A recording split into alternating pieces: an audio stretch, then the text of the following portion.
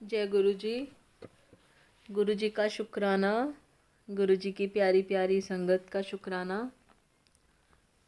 संगत जी, कल के अध्याय में हमने श्रवण किया था माया निर्मित नगर में शील निधि की कन्या पर मोहित हुए नारद जी का भगवान विष्णु से उनका रूप मांगना, भगवान का अपने रूप के साथ उन्हें वानर का मुंह देना, कन्या का भगवान को वरण करना और कुपित हुए नारद का शिव गणों को शाप देना। संगत जी, आज हम अगला अध्याय चौथे अध्याय का श्रवण करेंगे। जय गुरु जी। ओम नमः शिवाय, शिवजी सदा सहाय। ओम नमः शिवाय, गुरु जी सदा सहाय। जय गुरु जी। महाशिव पुराण कथा रुद्र संहिता प्रथम खंड चौथा अध्याय। नारद जी का भगवान विष्णु को क्रोध पूर्वक फटकारना और शाप देना, फिर माया के दूर हो जाने पर पश्चाताप पूर्वक भगवान के चरणों में गिरना और शुद्धि का उपाय पूछना तथा भगवान विष्णु का उन्हें समझा बुझाकर शिव का महात्म्य जानने के लिए ब्रह्मा जी के पास जाने का आदेश और शिव के भजन का उपदेश देना। सूत जी कहते हैं, महर्षियों, माया मोहित नारद मुनि उन दोनों शिव गणों को यथोचित शाप देकर भी भगवान शिव के इच्छावश मोहन निद्रा से जाग न सके। वे भगवान विष्णु के किए हुए कपट को याद करके मन में दुस्सह क्रोध लिए विष्णु लोक को गए और समिधा पाकर प्रज्वलित हुए अग्निदेव की भांति क्रोध से जलते हुए बोले। उनका ज्ञान नष्ट हो गया था, इसलिए वे दुर्वचन पूर्ण व्यंग सुनाने लगे। नारद जी ने कहा, हरे, तुम बड़े दुष्ट हो, कपटी हो और समस्त विश्व को मोह में डाले रहते हो। दूसरों का उत्साह या उत्कर्ष तुमसे सहा नहीं जाता। तुम मायावी हो, तुम्हारा अंतःकरण मलिन है। पूर्व काल में तुम्ही ने मोहिनी रूप धारण करके कपट किया, असुरों को वारुणी मदिरा पिलाई, उन्हें अमृत नहीं पीने दिया। छल कपट में ही अनुराग रखने वाले हरे, यदि महेश्वर रुद्र दया करके विष ना पी लेते तो तुम्हारी सारी माया उसी दिन समाप्त हो जाती। विष्णुदेव, कपटपूर्ण चाल तुम्हें अधिक प्रिय है। तुम्हारा स्वभाव अच्छा नहीं है, तो भी भगवान शंकर ने तुम्हें स्वतंत्र बना दिया है। तुम्हारी इस चाल ढाल को समझकर अब भगवान शिव भी पश्चाताप करते होंगे। अपनी वाणी रूप वेद की प्रामाणिकता स्थापित करने वाले महादेव जी ने ब्राह्मण को सर्वोपरि बताया है। हरे, इस बात को जानकर आज मैं बलपूर्वक तुम्हें ऐसी सीख दूंगा जिससे तुम फिर कभी कहीं भी ऐसा कर्म नहीं कर सकोगे। अब तक तुम्हें किसी शक्तिशाली या तेजस्वी पुरुष से पाला नहीं पड़ा था, इसलिए आज तक तुम निडर बने रहे हो। परंतु विष्णु, अब तुम्हें अपनी करनी का पूरा पूरा फल मिलेगा। भगवान विष्णु से ऐसा कहकर माया मोहित नारद मुनि अपने ब्रह्म तेज का प्रदर्शन करते हुए क्रोध से खिन्न हो उठे और शाप देते हुए बोले, विष्णु, तुमने स्त्री के लिए मुझे व्याकुल किया है। तुम इसी तरह सबको मोह में डालते रहते हो। यह कपटपूर्ण कार्य करते हुए तुमने जिस स्वरूप से मुझे संयुक्त किया था, उसी स्वरूप से तुम मनुष्य हो जाओ और स्त्री के वियोग का दुख भोगो। तुमने जिन वानरों के समान मेरा मुंह बनाया था, वे ही उस समय तुम्हारे सहायक हों। तुम दूसरों को स्त्री विरह का दुख देने वाले हो, अतः स्वयं भी तुम्हें स्त्री के वियोग का दुख प्राप्त हो। अज्ञान से मोहित मनुष्यों के समान तुम्हारी स्थिति हो। अज्ञान से मोहित हुए नारद जी ने मोहवश श्री हरि को जब इस तरह शाप दिया, तब उन्होंने शंभु की माया की प्रशंसा करते हुए उस शाप को स्वीकार कर लिया। तदनंतर महालीला करने वाले शंभु ने अपनी उस विश्व मोहिनी माया को, जिसके कारण ज्ञानी नारद मुनि भी मोहित हो गए थे, खींच लिया। उस माया के तिरोहित होते ही नारद जी पूर्ववत शुद्ध बुद्धि से युक्त हो गए। उन्हें पूर्ववत ज्ञान प्राप्त हो गया और उनकी सारी व्याकुलता जाती रही। इससे उनके मन में बड़ा विस्मय हुआ। वे अधिकाधिक पश्चाताप करते हुए बारंबार अपनी निंदा करने लगे।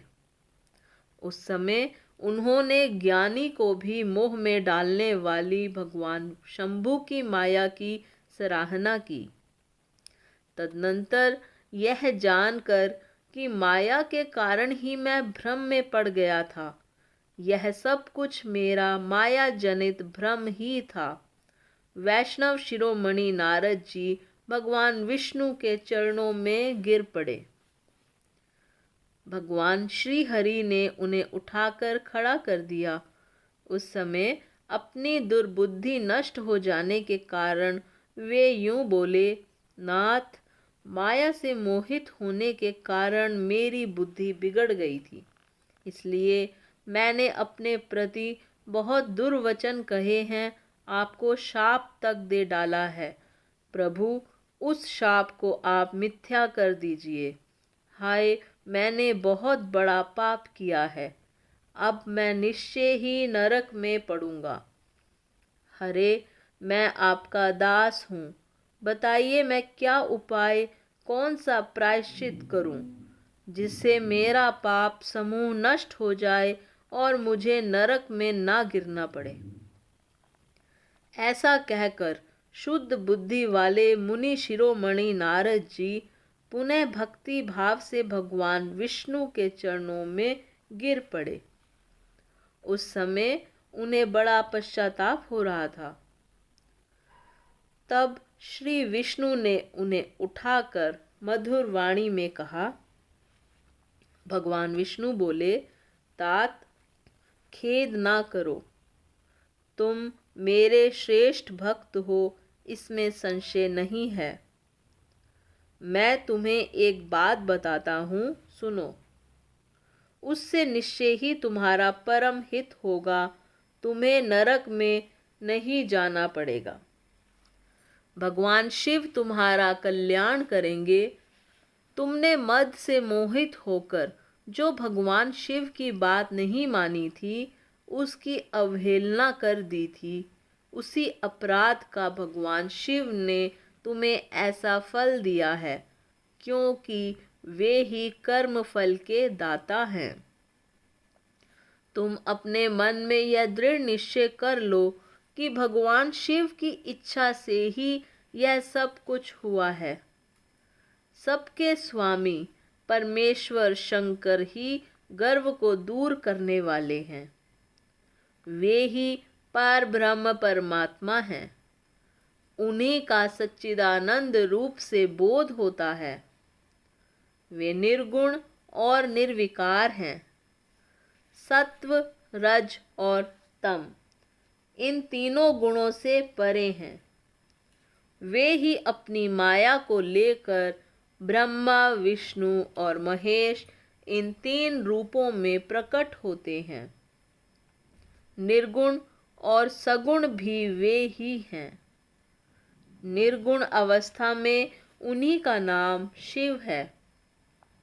वे ही परमात्मा, महेश्वर, परब्रह्म, अविनाशी, अनंत और महादेव आदि नामों से कहे जाते हैं। उन्हीं की सेवा से ब्रह्मा जी जगत के सृष्टता हुए हैं और मैं तीनों लोकों का पालन करता हूँ। उन्हीं की सेवा से ब्रह्मा जी जगत के स्रष्टा हुए हैं और मैं तीनों लोकों का पालन करता हूँ। वे स्वयं ही रुद्र रूप से सदा सबका संहार करते हैं। वे शिव स्वरूप से सबके साक्षी हैं, माया से भिन्न और निर्गुण हैं। स्वतंत्र होने के कारण वे अपनी इच्छा के अनुसार चलते हैं। उनका विहार, आचार, व्यवहार उत्तम है और वे भक्तों पर दया करने वाले हैं। नारद मुने, मैं तुम्हें एक सुंदर उपाय बताता हूँ जो सुखद, समस्त पापों का नाशक और सदा भोग एवं मोक्ष देने वाला है। तुम उसे सुनो। अपने सारे संशयों को त्याग कर तुम भगवान शंकर के सुयश का गान करो और सदा अनन्य भाव से शिव के शत नाम स्तोत्र का पाठ करो। मुने, तुम निरंतर उन्हीं की उपासना और उन्हीं का भजन करो। उन्हीं के यश को सुनो और गाओ तथा प्रतिदिन उन्हीं की पूजा अर्चा करते रहो।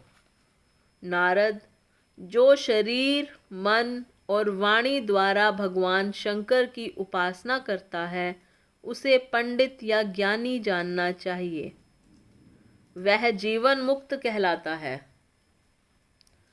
शिव इस नाम रूपी दावानल से बड़े बड़े पातकों के असंख्य पर्वत अनायास भस्म हो जाते हैं। यह सत्य है, सत्य है, इसमें संशय नहीं है। जो भगवान शिव के नाम रूपी नौका का आश्रय लेते हैं वे संसार सागर से पार हो जाते हैं। संसार के मूलभूत उनके सारे पाप निसंदेह नष्ट हो जाते हैं। महामुने, संसार के मूलभूत जो पातक रूपी वृक्ष हैं उनका शिव नाम रूपी कुठार से निश्चय ही नाश हो जाता है। जो लोग पाप रूपी दावानल से पीड़ित हैं उन्हें शिव नाम रूपी अमृत का पान करना चाहिए। पाप दावाग्नि से दग्ध होने वाले प्राणियों को उस शिवनामामृत के बिना शांति नहीं मिल सकती।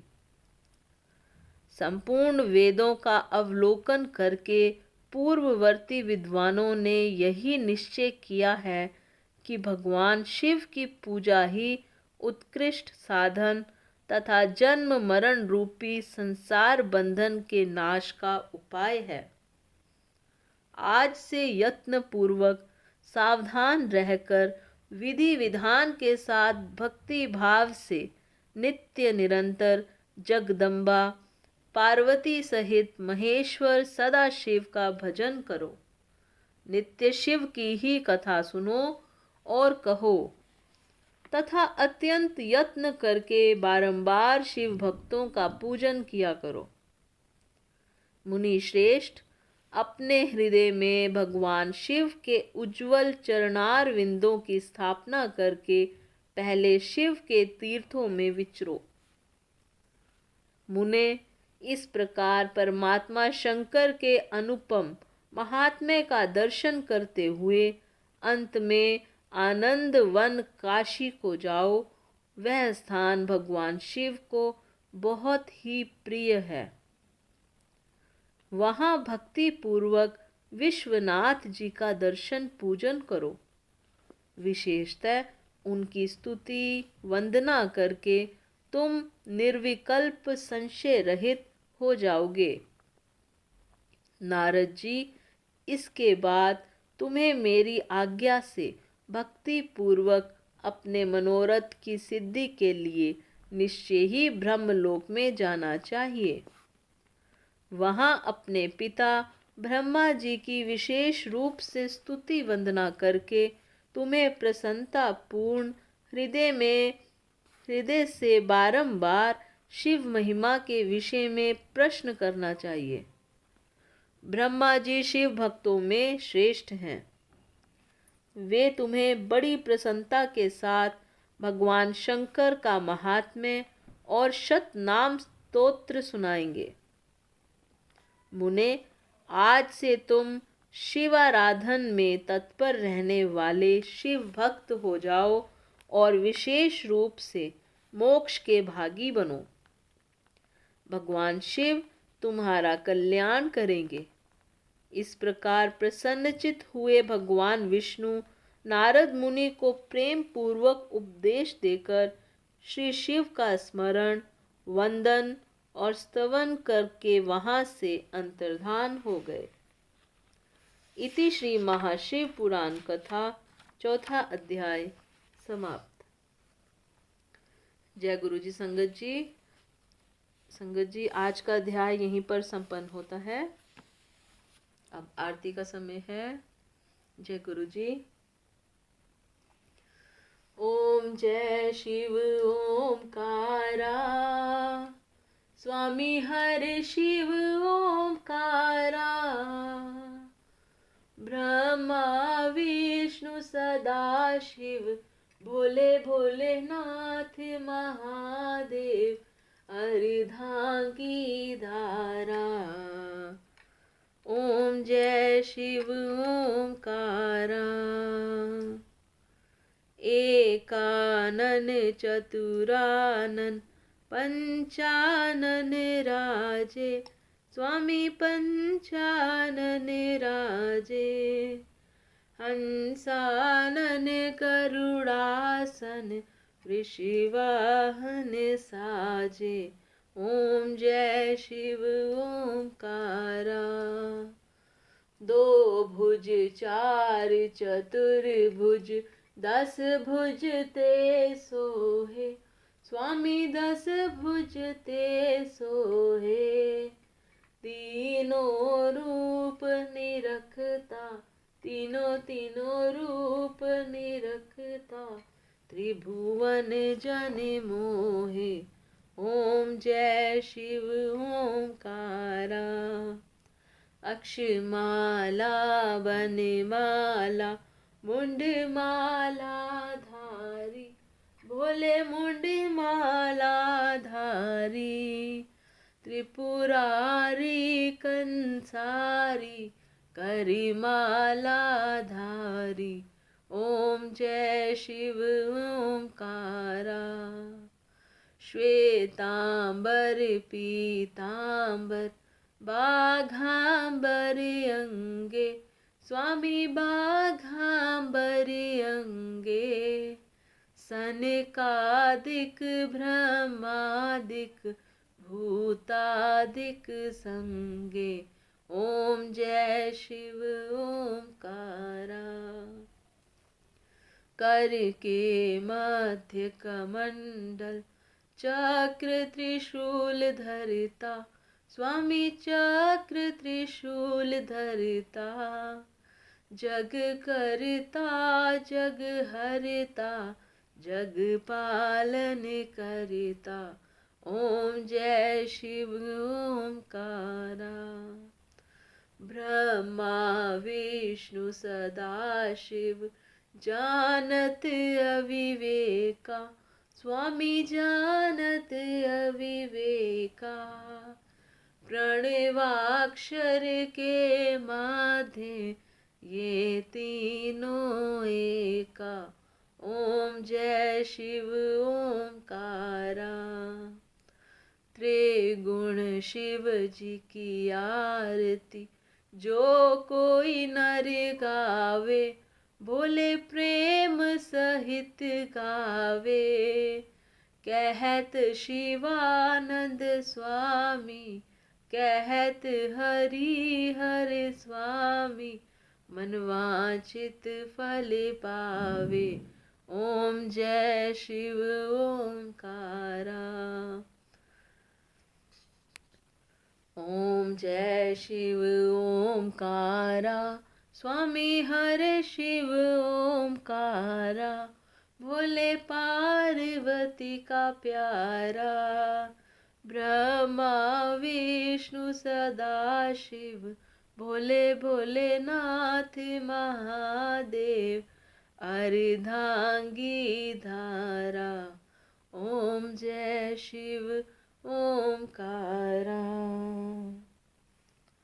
बोलो शंकर भगवान की जय, भोलेनाथ भंडारी की जय, पार्वती माता की जय, बोलो सद्गुरु महाराज की जय। जय गुरु जी संगत जी। गुरु जी का शुक्राना, गुरु जी की प्यारी प्यारी संगत का लख लख शुक्राना। शुक्राना गुरु जी, शुक्राना संगत जी। जय गुरु जी।